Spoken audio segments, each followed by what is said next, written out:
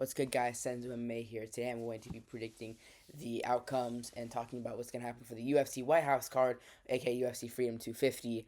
Um, yeah, so I'm going to start from bottom to top. Uh, Starting with Diego Lopez versus Steve Garcia. I'm predicting Diego Lopez by round. By the way, I'm in Japan, so time looks a little different. Via round three via round three TKO. Um, I think that Steve Garcia is on a crazy KO streak, but at the end of the day, dude, his competition hasn't been the highest level, and I think Diego Lopez, especially with that win over Gene Silva, has shown he's still at the top level, and his losses to Volk don't really take away anything from that because it's Volk, you know. Holloway lost to him 3 times. Um, he had a close fight with Islam, and we'll be talking about Volk fights later in this card, later in this prediction video. But I believe that Diego Lopez will get a round 3 TKO or a decision, or a 20 and 28 decision. I think that Steve Garcia has got a lot of power in his hands. Yeah, looks like a big 125er, but looking at the recent competition he's faced, it just isn't. It's not enough for me to say he beats Diego Lopez. All right, Bo Nickel versus Kyle Dawkins. I'll pull up Kyle Dawkins' record real quickly. Yeah, I just want to pull up his record um, to kind of give you guys a visual. I'm predicting Bo Nickel by decision. I think Bo Nickel's just gonna wrestle him to a decision. I think they kind of gave this fight to Bo Nickel so he can win on the White House or whatever. Yeah, I have Bo Nickel by decision, but this fight isn't too interesting, so I'm not really gonna talk about it that much. Yeah. Woo-hoo-hoo! Marisa Hoofy versus Michael Chandler. Hoofy via round 2 TKO. Yeah, this is pretty obvious. I think he's a bigger favorite than is he a bigger favorite than Ilya is? I don't know, but we'll get to Ilya in a second. But yeah, it's gonna be rough for old Mikey. Listen, Michael Chandler, his last fight. We saw how that looked. He's looked horrible with the striking technique, with everything. And Rizovic knocked out one of the most technical strikers in lightweight division, and Rafael Fiziev. And I think he is going to be a problem at lightweight. And I also think he would beat BSD in a rematch, with relative ease. But that's another thing. Yeah, I think Michael Chandler has looked sloppy. It's been a while since he last fought. He's only getting slower. He's only getting older. He's only getting less, physical. He relies on his physicality a bit, or a lot. He's kind of just a brawler. Doesn't have much technique. Just kind of throws shit. And I think that is a terrible recipe for someone like Mr. Brazilian Conor McGregor over here, Marisa Hoofy.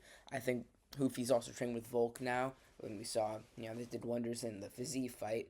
So I can only imagine what he's going to do to Michael Chandler, and I think he's going to make it look easy in the first round. Heavyweight, Josh Hokett versus Derek Lewis. This is Josh Hokett by round 2 TKO. Derek Lewis, his power is great, but it's not really there anymore. And so we saw it happen in the Waldo Cortez Acosta fight, where he just fell down and he just kind of wilted away. And to me, that is a terrible sign. And I think Josh Hokett, he's got relentless cardio, crazy pressure, and I think that is the worst recipe for Derek Lewis. His power, it's there, but Josh Hokett's too fast. I don't think he'll be able to catch him. And I have Josh Hokett by round 2 TKO, where he kind of just beats him up for the first round, and Derek Lewis just kind of quits in the second round. Yeah, I think, and I'll explain for what's next for who wins or loses. Bantamweight, Sean O'Malley versus Eamon Zahabo. Sean O'Malley by round 2 TKO. I know I'm picking a lot of round 2 TKOs here, okay? Just bear with me. Okay, so Ayman Zahabi, Ayman Zahabian, uh, he let's click on this fucker. Let's see. His last win was Cheeto. He he took Gio Vera to a split decision. He robbed Aldo. He arguably robbed Vera, and then before that's Pedro Munoz. What? This guy is going to get battered by Sean O'Malley. It's not even going to be close. This is my second most confident pick. Actually, no, it isn't. Hoofy. But either way, I am so confident on this. Ayman Zahabi, he, a washed Cheeto, he almost lost to. And I mean, what? He looked terrible in these fights. He's not the best chin. He has pillow hands. He's just a mediocre striker who's gone on a winning streak facing easy competition, and he's arguably lost to a couple of them, namely Cheeto and Aldo. So, what do you think Sean O'Malley's gonna do? Sean O'Malley's gonna chin this fucker, and he's gonna forget about Ayman Zahabi. I don't even know why. I think they're just doing this to get Ayman Zahabi out of the way. This is a free finish for Sean O'Malley. He should make light work of Ayman Zahabi and beat the shit out of him and TKO him. Alex Pereira's still gone. This fight is really interesting. I'm going to be picking Alex Pereira, but for some reason I don't feel too confident about that pick, and it's because seeing Alex Pereira at heavyweight has me worried. He looks a little slower, maybe a little bit of a step behind, and Gon is, fast, super athletic, and Gon's gotten better since the Jones fight. He looked good in that 1 minute and against Aspinall before he eye poked him. But other than like an eye poke by Gon, I think I have Alex Pereira winning. I just think that, listen, Gon has pillow hands. He got dropped by Tai Tuivasa. It's just, it's hard to see him beating Alex Pereira, but so I have Alex Pereira by a round 3 TKO. That being said, I could see Gon winning. I could see him winning by decision mostly, not by finish. I could see Gon winning like a close decision against Alex Pereira because the speed advantage. Because I don't know how Alex's cardio is going to hold up. If he's going to be a lot slower at heavyweight. Yeah, but I do think Alex does catch him. I think that the power of Alex will deter Gon and will keep him on the back foot.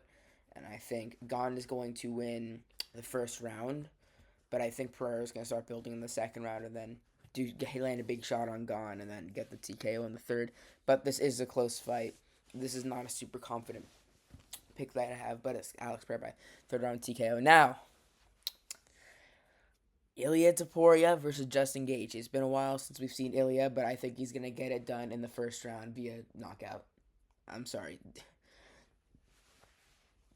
Ilya is better than Justin Gaethje at every single facet of mixed martial arts. Striking, grappling. He has better low kicks than Justin, for goodness sakes. Justin Gaethje's low kicks aren't even that good. When was the last time he dead-legged someone? Never. He didn't do that. Listen, I just want to address something.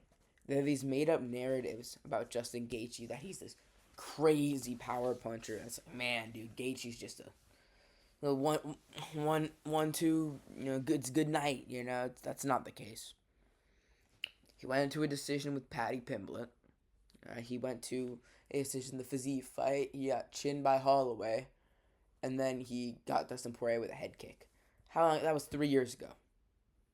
He has not gotten a KO in 3 years, and he hasn't looked good in any of his last fights, especially against Paddy. My God, he was swinging for the fences. Paddy Pimblett is a god-awful striker. He needed to improve he has terrible boxing and accuracy, right? He always keeps his hands down. And somehow Gaethje wasn't able to get a clean knockout or whatever. Because first of all, he's not in his prime anymore. The Gaethje that fought Tony Ferguson would have demolished Paddy, would have knocked him out, for sure. But this is not the Gaethje of old. This is the withered Justin Gaethje who had two very fortunate matchups and is now thrown in with yet another extremely dominant undefeated champion. and it's gonna go the same way, except Ilya's gonna in the sense that it's gonna be dominant, and Ilya's gonna knock him out. I know people say, "Oh, but Strickland got the upset over Chimaev." First of all, that doesn't even mean anything. It's two completely different fighters, two completely different styles. And second of all, with that fight, the the difference is Hamzat always had a very, very clear weakness: his cardio, him gassing out. And Strickland had a very, very good counter to that weakness, which was, him having good cardio and him being able to set the pace and put pressure and being moving a lot on the ground, which we know Strickland does. He always fights on the ground, which when you think about it, was a remedy for Hamzat's game plan of just seek and destroy and just use all your cardio in one just gonna really finish. It is not the same with Ilia Topuria versus Justin Gaethje. Ilia Topuria has no crazy big weakness that Justin Gaethje can exploit. You could say it's head kicks, but Volk and Max, if you rewatch those fights, they had a very heavy head kick approach against Ilia, but that didn't work. It's simply because the Jai Herbert fight, you can see how long ago it was exactly, but it was a while ago. Yeah, it's not even in his last. It's not even. Oh, it's not even. Mute this. It's not even in his last. Let's see. It is 2022. His last. His last. Yeah, March of 2022. Okay, over 4 years ago was. Oh, they have the double champion thing. Honest, look at that. It's tough. Um, yeah, I think that he's fixed the head kicks thing. The low kicks, Ilya defends low kicks, and Ilya has better low kicks than Gaethje, I would say. That sounds controversial because Gaethje is supposed to have crazy low kicks, even though he doesn't. Charles has arguably better kicks than Gaethje does, and look what happened to him. I It's hard to see a world where Justin Gaethje wins this fight because there is no known exploitable weakness that at least Justin Gaethje could exploit. Some other fighters maybe, but not Gaethje. This is not the Gaethje of old. This isn't even the Gaethje from the Poirier fight. He's older. He took a decent amount of damage against Patty. He's took a lot of damage from the Holloway fight. He's just not the same as he was then. And even if it was that Gaethje, my opinion wouldn't change too much, except I'd have a little bit more like, oh, this could happen. But this is not the Justin Gaethje of old. Justin Gaethje is going to get knocked out in the first round, maybe the second, but I'm going to go with a first round knockout in the first 2 minutes. I think Gaethje's going to have an ooh and ah moment where he lands on Ilya. Ilya's acknowledges it, but I think that's going to be it for him, and I think he's going to get knocked out, and I think I don't know what's going to happen with his career then, and I think Ilya will fight Islam after this, assuming Islam fights or beats Gary. I don't know what's happening with that. So these are my predictions for the card. Fairly confident, I'd say, except for the Alex Pereira pick, but I do have faith that he will win this. But otherwise, I think this card isn't too hard to predict. I think, unlike Hamzat versus Strickland, there isn't a clear exploitable weakness that of Ilya that could be exploited by Gaethje, at least shown recently. Yeah, and I think that it won't be close in a lot of these fights.